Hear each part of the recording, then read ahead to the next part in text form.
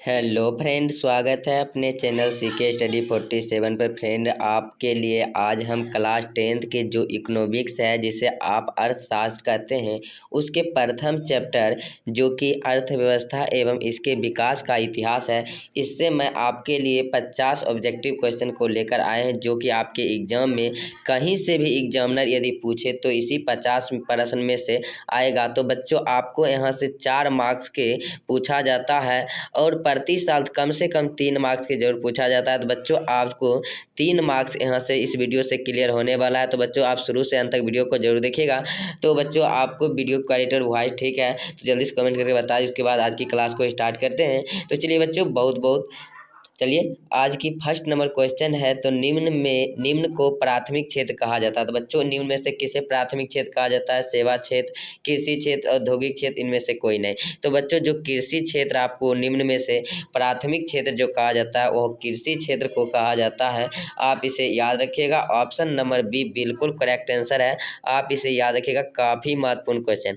बच्चों, आपको यदि वीडियो समझ में आ रहा है तो आप वीडियो को लाइक कर सकते हैं और अपने फ्रेंड के साथ शेयर कर सकते हैं। क्वेश्चन नंबर 2 है बच्चों, इनमें कौन से देश में मिश्रित अर्थव्यवस्था है? तो बच्चों, आपको बताना है कि यहाँ पर इनमें से कौन से देश में मिश्रित अर्थव्यवस्था है। तो मैंने बच्चों आपको बताए थे, भारत एक ऐसा देश है जहाँ पर किस प्रकार की अर्थव्यवस्था है? तो मिश्रित अर्थव्यवस्था। ऑप्शन नंबर सी बिल्कुल करेक्ट हो जाएगा। अगली क्वेश्चन बच्चों, आपको यहाँ पर 3 नंबर क्वेश्चन है। इस क्वेश्चन को देखिए, कहा जा रहा भारत में योजना आयोग का गठन कब किया गया था? तो बच्चों, भारत में जो योजना आयोग का गठन किया गया, कब किया गया बताना है।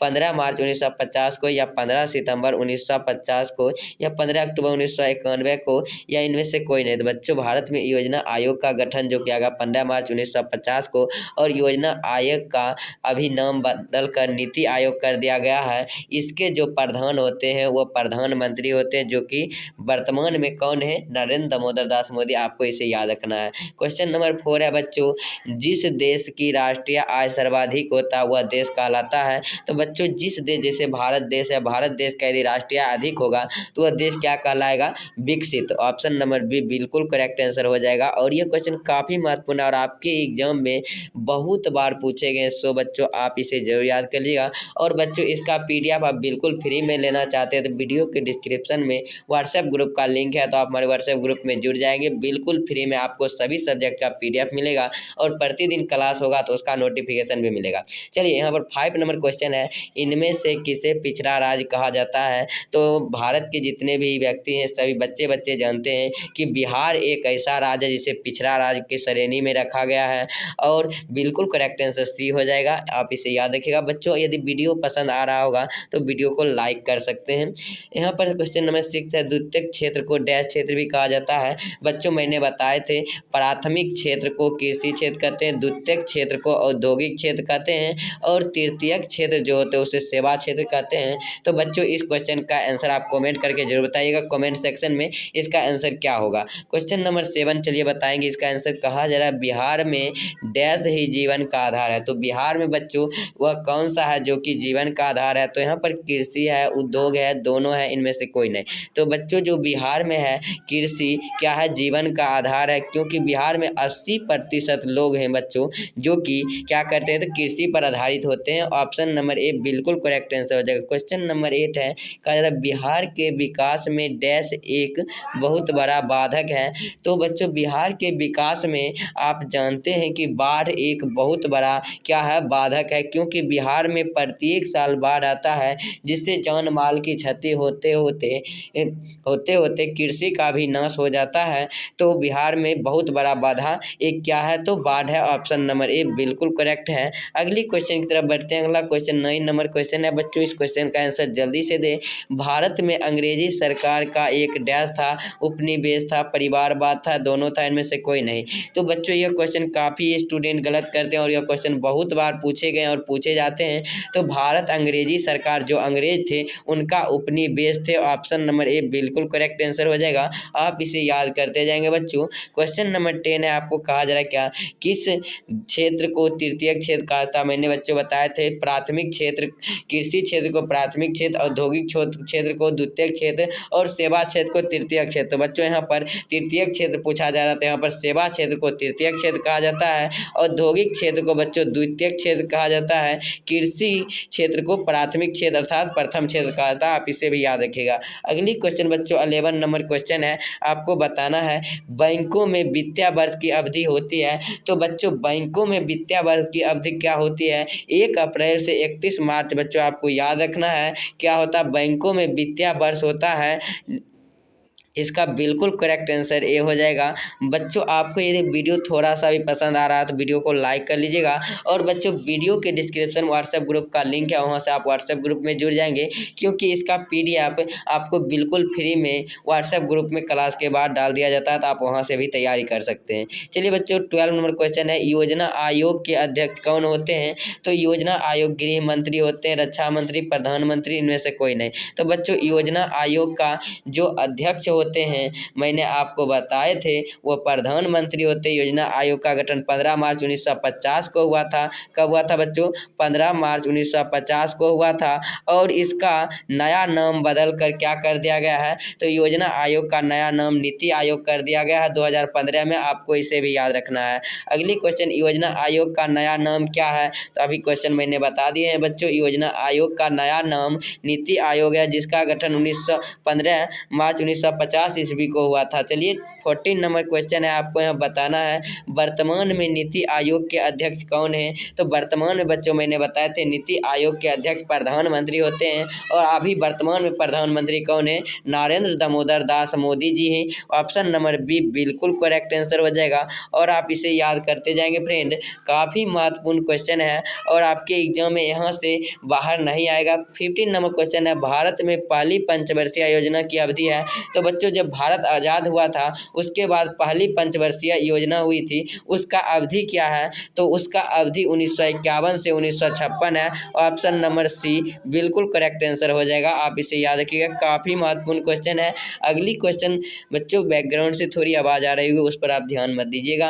तो चलिए अगली क्वेश्चन 16 नंबर क्वेश्चन है, भारत के किस राज्य के प्रति व्यक्ति आय सबसे कम है? तो बच्चों भारत के किस राज्य के प्रति व्यक्ति आय सबसे कम है? आपको बताना है कर्नाटक का है या बिहार का है, गोवा का, सिक्किम का। यह क्वेश्चन काफ़ी महत्वपूर्ण है आपके एग्जाम के लिए। तो बच्चों आप जानते हैं कि बिहार एक पिछड़ा राज्य है और बिहार का ही क्या प्रति व्यक्ति आय सबसे कम है। ऑप्शन नंबर बी बिल्कुल सही है। और सबसे अधिक बच्चों यदि पूछा जाएगा अधिक, तो सबसे अधिक जो है वह गोवा का है। आपको इसे भी याद रखना है। चलिए अगली क्वेश्चन आपको 17 नंबर क्वेश्चन है, आपको बताना बच्चों मानव विकास सूचकांक सर्वप्रथम किसने तैयार किया था? तो बच्चों मानव विकास सूचकांक जो होते हैं उसको सर्वप्रथम डॉक्टर महबूब उल हक ने तैयार किए थे। और यह क्वेश्चन काफ़ी बार पूछे गए, लेकिन बहुत सारे बच्चे को पता भी नहीं रहता है यह प्रथम चैप्टर से पूछे गए प्रश्न है, क्योंकि बच्चे को जितना प्रश्न दिया जाता है वो सभी चैप्टर का करवा दिया जाता है और अंदर से नहीं बनाया हुआ रहता है। चलिए 18 नंबर क्वेश्चन को देखते हैं, विश्व में किस देश का मानव विकास सूचकांक सर्वाधिक है? तो दुनिया है बच्चों जिसमें विश्व में किस देश का मानव विकास सूचकांक सबसे क्या है सर्वाधिक है? Bharat, Pakistan, Norway, America. तो इसको कमेंट करके जल्दी से बताएं 18 नंबर क्वेश्चन का आंसर क्या होगा बच्चों। तो यहाँ पर बिल्कुल करेक्ट आंसर आपका नॉर्वे जो देश है वहाँ पर क्या है? तो विश्व में मानव विकास सूचकांक सर्वाधिक है। ऑप्शन नंबर सी बिल्कुल करेक्ट आंसर हो जाएगा। अगली क्वेश्चन बच्चों आपको 19 नंबर क्वेश्चन स्क्रीन पर दिख रहा है, इसका आंसर दीजिए। भारतीय रिजर्व बैंक की स्थापना कब हुई? तो भारतीय रिजर्व बैंक RBI जो बैंक होते हैं बच्चों उसकी स्थापना कब हुई थी? तो उसकी स्थापना 1935 ईस्वी में हुई थी। आपको इसे याद रखना है और काफ़ी महत्वपूर्ण क्वेश्चन है। ये क्वेश्चन आपके एग्जाम में कई बार पूछे गए हैं, एकदम मोस्ट इंपॉर्टेंट क्वेश्चन ये सभी हैं, वेरी इंपॉर्टेंट क्वेश्चन।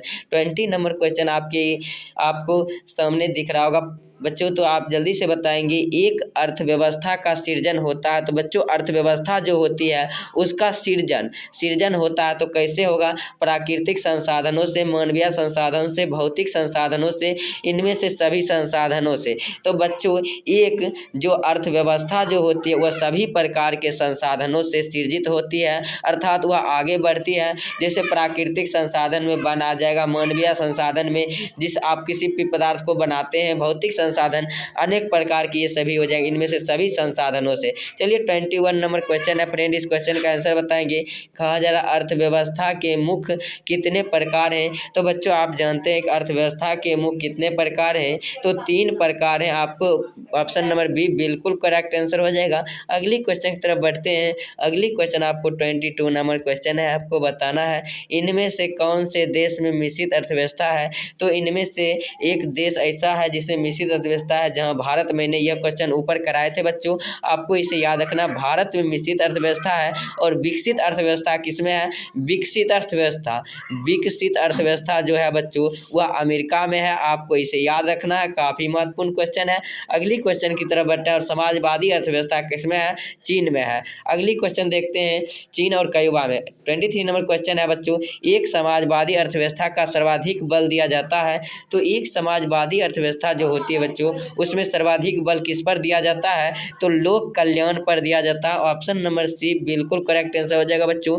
तो आपको ऑप्शन नंबर सी बिल्कुल करेक्ट है। अगली क्वेश्चन की तरफ बढ़ते हैं, उससे पहले आप बच्चों यदि वीडियो को लाइक नहीं किए तो वीडियो को लाइक कर लीजिएगा, जितने भी न्यूज़ चैनल को सब्सक्राइब कर लीजिएगा और ऑल नोटिफिकेशन पर जरूर कर लीजिएगा। जब भी क्लास को लेकर आऊँ तो सबसे पहले नोटिफिकेशन आपको मिले। और आपको नोटिफिकेशन नहीं भी मिल रहा तो वीडियो की डिस्क्रिप्शन में व्हाट्सएप ग्रुप का लिंक है, तो वहाँ से आप हमारे व्हाट्सएप ग्रुप में जुड़ जाए। वहाँ से आपको नोटिफिकेशन के साथ साथ सभी सब्जेक्ट का PDF बिल्कुल फ्री में मिलेगा और आप डाउनलोड करके पढ़ पाएंगे। चलिए 24 नंबर क्वेश्चन को देखते हैं। कहा जा रहा है कि निम्नलिखित में कौन मिश्रित अर्थव्यवस्था की विशेषता है? तो बच्चों मिश्रित अर्थव्यवस्था की जो विशेषता है वह क्या है? तो निजी क्षेत्र, सार्वजनिक क्षेत्र, दोनों इनमें से कोई नहीं। तो यह क्वेश्चन काफी महत्वपूर्ण है। 24 नंबर क्वेश्चन का जो आपका आंसर हो जाएगा ऑप्शन नंबर सी हो जाएगा, जो कि क्या कहा जा रहा है? दोनों। क्या हो जाएगा? दोनों, अर्थात निजी क्षेत्र और सार्वजनिक क्षेत्र दोनों में मिश्रित अर्थव्यवस्था की विशेषता है, ऑप्शन नंबर सी। अगली क्वेश्चन 25 नंबर क्वेश्चन है, आपको बताना है स्वतंत्रता प्राप्ति के बाद भारत का मुख्य आर्थिक उद्देश्य है।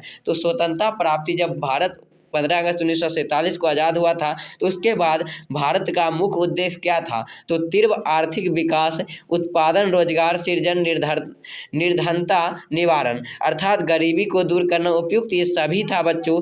तीव्र अर्थात जल्दी से आर्थिक विकास हो, रुपया पैसा आए और देश अच्छा बने। उत्पादन, रोजगार सृजन, जब आप कृषि करते तो उसमें उत्पादन बढ़ाएंगे तभी तो आपके पास आमदनी आएगा।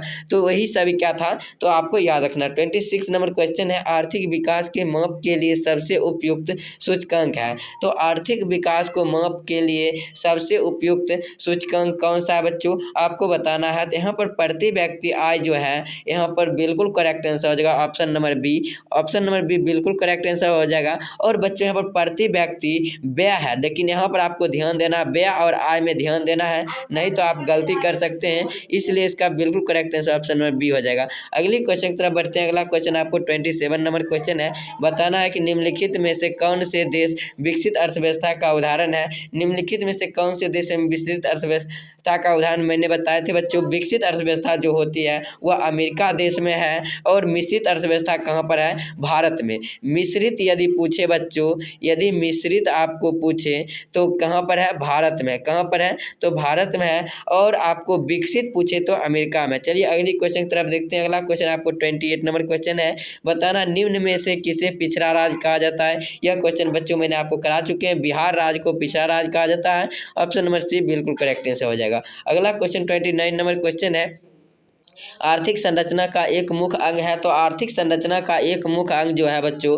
वह क्या है? यातायात एवं संचार, बिल्कुल करेक्ट आंसर सी हो जाएगा। और ये सभी क्वेश्चन काफ़ी महत्वपूर्ण है बच्चों। आपके बुक में जो NCERT है उसमें जितने भी प्रश्न बन रहे थे, मैं 52 प्रश्न और 52 प्रश्न को लेकर आए हैं, जो कि आपके एग्जाम के लिए काफ़ी महत्वपूर्ण है। तो आप इसे जल्दी से याद करिए। 30 नंबर क्वेश्चन है, पशुपालन एवं मत्स्य पालन किस क्षेत्र के अंग हैं? तो बच्चों मैंने बताया था कृषि प्राथमिक क्षेत्र, द्वितीयक क्षेत्र, कृषि प्राथमिक क्षेत्र, और पशुपालन और मत्स्य पालन भी क्या है? तो एक प्राथमिक क्षेत्र है। और उद्योग धंधे जो होते हैं वह द्वितीयक क्षेत्र में, और जैसे नौकरी सरकारी कोई भी हो गया वह तृतीयक क्षेत्र में आते हैं। तो आप इसे याद रखिएगा। अगली क्वेश्चन बच्चों यहाँ पर निम्नलिखित में से कौन सामाजिक संरचना का अंग है? तो निम्नलिखित में से कौन सामाजिक संरचना का अंग है? तो बच्चों ऑप्शन नंबर डी बिल्कुल करेक्ट आंसर होना चाहिए। यहाँ पर शिक्षा एवं प्रशिक्षण भी है, स्वास्थ्य सेवा, आवास, उपयुक्त सभी, अर्थात ऑप्शन नंबर डी बिल्कुल करेक्ट आंसर हो जाएगा। आप इसे याद रखिएगा, काफ़ी महत्वपूर्ण क्वेश्चन है आपके एग्जाम के लिए।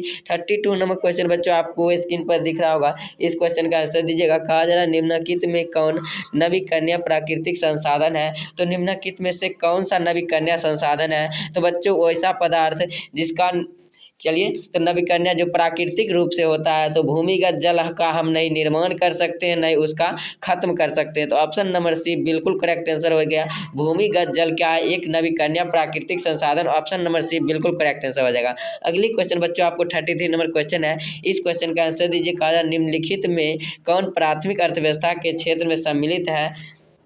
तो कौन प्राथमिक अर्थव्यवस्था के क्षेत्र में सम्मिलित है, बताना है। मैंने बताए थे बच्चों यह क्वेश्चन ऊपर ही, कृषि क्षेत्र को प्राथमिक क्षेत्र में शामिल किया गया। ऑप्शन नंबर बी बिल्कुल। आपको बच्चों किसी तरह से क्वेश्चन देखिए उलझा कर पूछा गया है, आपको किसी प्रकार की दिक्कत नहीं होना चाहिए, आप अच्छी से तैयारी कर सकते हैं। चलिए बच्चों अगली क्वेश्चन की तरफ बढ़ते हैं बच्चों। तो अगली क्वेश्चन आपको कोई किसी भी प्रकार से उलझाकर प्रश्न पूछे, लेकिन आप यदि पूरा चैप्टर का प्रश्न किए हुए रहेंगे तो आपको किसी प्रकार का दिक्कत नहीं होगा। चलिए 34 नंबर क्वेश्चन है, भारत में सेवा क्षेत्र को सामान्यतः कितने भागों में बांटा गया। बच्चों भारत में जो सेवा क्षेत्र हैं उसे सामान्यतः 2 भागों में बांटा गया। ऑप्शन नंबर ए बिल्कुल करेक्ट आंसर हो जाएगा। अगली क्वेश्चन की तरफ बढ़ते हैं, सेवा क्षेत्र को कितने भागों में बांटा गया बच्चों, तो 2 भागों में, आप इसे याद रखिएगा। अर्थव्यवस्था की आर्थिक क्रियाओं को कितने भागों में बांटा गया है। अर्थव्यवस्था के आर्थिक क्रियाओं को बच्चों आपको याद रखना है कि 3 भागों में बांटा गया है। इसे क्या क्या कहते हैं तो आपको बताना है। अगली क्वेश्चन की तरफ बढ़ते हैं, 36 नंबर क्वेश्चन, इस क्वेश्चन का आंसर देना है। कहा जा रहा सन 2008 से 2009 के बीच भारत का औसत प्रति व्यक्ति आय क्या था। तो सन 2008 से 2009 के बीच भारत का औसत प्रति व्यक्ति अर्थात एक वर्ष में एक व्यक्ति कितना रुपया कमाते थे, तो 25,494 रुपये। ऑप्शन नंबर बी बिल्कुल करेक्ट आंसर हो जाएगा। और यह क्वेश्चन काफ़ी महत्वपूर्ण, आपके एग्जाम में 10 बार से भी ज़्यादा बार पूछे गए हैं बच्चों, सो डोंट वरी, आप इसे याद कर लीजिएगा। 37 नंबर क्वेश्चन है, भारत में पहली पंचवर्षीय योजना की अवधि कौन सी है। तो यह क्वेश्चन मैंने ऊपर आपको बता दिए थे। 1951 से 1956 में भारत में पहली पंचवर्षीय योजना है, और भारत 15 अगस्त 1947 को आज़ाद हुआ था। ऑप्शन नंबर बी बिल्कुल करेक्ट आंसर हो जाएगा। अगली क्वेश्चन की तरफ बढ़ते हैं, अगला क्वेश्चन आपको 38 नंबर क्वेश्चन है। कहा जा रहा राष्ट्रीय विकास परिषद का गठन कब किया गया था बच्चों। तो राष्ट्रीय विकास परिषद का गठन आपको ऑप्शन नंबर सी 6 अगस्त 1952 ईस्वी को क्या हुआ था। राष्ट्रीय विकास परिषद का गठन कब हुआ था बच्चों, तो 6 अगस्त 1952। Option number C. बच्चों यदि आप अभी तक वीडियो को लाइक नहीं किए होंगे, यदि आपको वीडियो थोड़ा सा भी अच्छा लग रहा होगा तो वीडियो को लाइक कीजिएगा और अपने प्यारे हाथों से एक कमेंट जरूर कीजिएगा आज का वीडियो आपको कैसा लग रहा है। 39 नंबर क्वेश्चन का मानव विकास सूचकांक के कितने सूचक हैं। तो मानव विकास सूचकांक के बच्चों जो है 3 सूचक हैं। ऑप्शन नंबर सी बिल्कुल करेक्ट आंसर हो जाएगा। और काफ़ी महत्वपूर्ण ये सभी क्वेश्चन है, यदि इतना क्वेश्चन आप कर लेते हैं बच्चों तो आपको इकोनॉमिक्स के प्रथम चैप्टर से एक भी प्रश्न नहीं छूटेंगे। संपूर्ण क्रांति का नारा किसने दिया था, यह क्वेश्चन इतना महत्वपूर्ण है बच्चों कि मैं कुछ कह नहीं सकता हूँ। तो संपूर्ण क्रांति का नारा जो दिया था वह जयप्रकाश नारायण ने दिया था। ऑप्शन नंबर सी बिल्कुल करेक्ट आंसर हो जाएगा। अगली क्वेश्चन की तरफ बढ़ते हैं, अगला क्वेश्चन आपको यहाँ पर 41 नंबर क्वेश्चन है। कहा मनरेगा के अंतर्गत ग्रामीण मजदूर को एक वर्ष में कितने दिन का काम दिया जाता है। तो मनरेगा के अंतर्गत ग्रामीण मजदूर जो होते हैं उसको एक वर्ष अर्थात एक साल में 100 दिनों का रोजगार दिया जाता है। ऑप्शन नंबर ए बिल्कुल करेक्ट आंसर हो जाएगा। अगली क्वेश्चन की तरफ बढ़ते हैं, अगला क्वेश्चन आपको 42 नंबर क्वेश्चन है, आपको बताना है आर्थिक क्रियाओं का उद्देश्य होता है। तो आर्थिक क्रिया का उद्देश्य क्या होता है बच्चों, तो यहाँ पर जीवों का उपार्जन या मनोरंजन, दोनों इनमें से कोई नहीं। तो आर्थिक क्रिया का जो उद्देश्य होता है जीवोपार्जन, अर्थात जीवन को चलाने के लिए जिस उद्देश्य को पूरा किया जाता है उसे ही जीवोपार्जन कहा जाता है। ऑप्शन नंबर ए बिल्कुल करेक्ट आंसर हो जाएगा। अगली क्वेश्चन की तरफ बढ़ते हैं, अगली क्वेश्चन 43 नंबर क्वेश्चन है बच्चों। कहा जा रहा सामान्यतः किसी देश को विकास का स्तर किस आधार पर निर्भर करेगा। सामान्यतः बच्चों आपको किसी देश का विकास का स्तर आप किस आधार पर निर्भर कर सकते हैं। तो प्रति व्यक्ति आय पर, साक्षरता दर पर, स्वास्थ्य की स्थिति पर, इनमें से सभी पर। तो ये सभी यदि ठीक रहेंगे तभी आप किसी देश को विकास का स्तर के बारे में सोच सकते हैं। इसलिए इसका बिल्कुल correct answer option number D हो जाएगा। अगली क्वेश्चन की तरफ बढ़ते हैं, अगला क्वेश्चन आपको 44 नंबर क्वेश्चन है बच्चों, बताना भारत के पड़ोसी देशों में किस देश का प्रति व्यक्ति आय सर्वाधिक है। तो भारत के पड़ोसी देश में सबसे अधिक प्रति व्यक्ति आय जो है वह श्रीलंका का, ऑप्शन नंबर सी बिल्कुल करेक्ट आंसर हो जाएगा। अगली क्वेश्चन की तरफ बढ़ते हैं बच्चों। अगला क्वेश्चन आपको 45 नंबर क्वेश्चन है, आपको बताना है कि जिस देश का राष्ट्रीय आय अधिक होता है उस देश को कहते हैं। तो जिस देश का राष्ट्रीय आय अधिक होता है उस देश को विकसित देश कहते हैं, ऑप्शन नंबर बी बिल्कुल करेक्ट आंसर हो जाएगा। और भारत कैसा देश है बच्चों, तो भारत एक विकासशील देश है, आप इसे भी याद रखिएगा। 46 नंबर क्वेश्चन है, किस अर्थव्यवस्था में उत्पादन के साधनों पर निजी व्यक्ति का स्वामित्व होता है। वैसा कौन सा अर्थव्यवस्था है। अर्थव्यवस्था बच्चों 3 प्रकार के होते हैं, पूंजीवादी अर्थव्यवस्था, समाजवादी और मिश्रित। तो इनमें से पूंजीवादी अर्थव्यवस्था होती है जिसमें निजी व्यक्ति का स्वामित्व होता है अर्थात अधिकार होता है, ऑप्शन नंबर ए बिल्कुल करेक्ट आंसर हो जाएगा।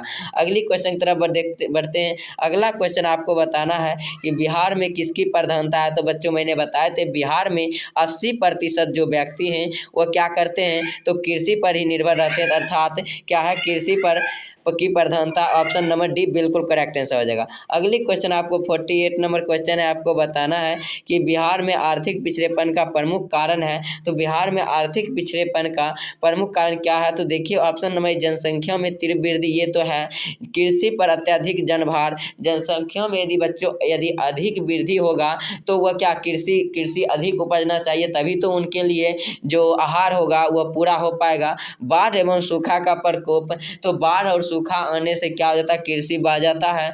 तो इनमें से सभी बिल्कुल करेक्ट आंसर हो जाएगा, ऑप्शन नंबर डी। अगली क्वेश्चन की तरफ बढ़ने से पहले बच्चों आप अभी तक प्लीज़ वीडियो को लाइक करें और अपने सभी फ्रेंडों के साथ शेयर करें। जितने भी स्टडी ग्रुप हैं उसमें से शेयर करें और अपने फ्रेंड से बोले कि इस चैनल से पढ़ने के लिए, और व्हाट्सएप ग्रुप में जरूर जुड़े क्योंकि PDF आपको बिल्कुल फ्री में आपको मिलता है इस चैनल पर। चलिए 49 नंबर क्वेश्चन है कि बिहार झारखंड विभाजन के पश्चात कौन सा उद्योग बिहार में रह गया था। तो बच्चों बिहार और झारखंड जब अलग हो रहा था उस समय बिहार में कौन सा उद्योग रह गया था। तो बच्चों चीनी उद्योग जो है वह बिहार में रह गया था, वह मात्र एक चीनी उद्योग रह गया था, ऑप्शन नंबर सी बिल्कुल करेक्ट आंसर हो जाएगा। अगली क्वेश्चन की तरफ बढ़ते हैं। अगला क्वेश्चन 50 नंबर क्वेश्चन है, कहा जा रहा बिहार में जीवन यापन के मुख्य साधन है। तो बिहार में जीवन यापन के मुख्य साधन कृषि है, आप जानते हैं क्योंकि 80% से ज़्यादा लोग क्या करते हैं, कृषि पर आधारित हैं। अगली क्वेश्चन 51% है,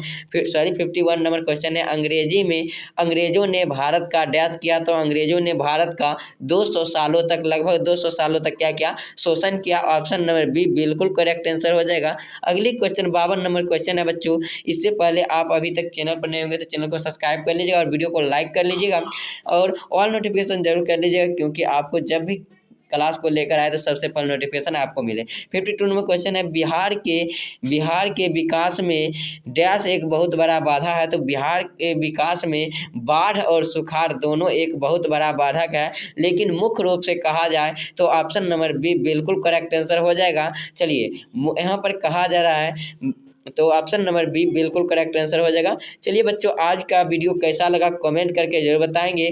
थैंक यू, धन्यवाद, जय हिंद, जय भारत, थैंक फॉर वॉचिंग।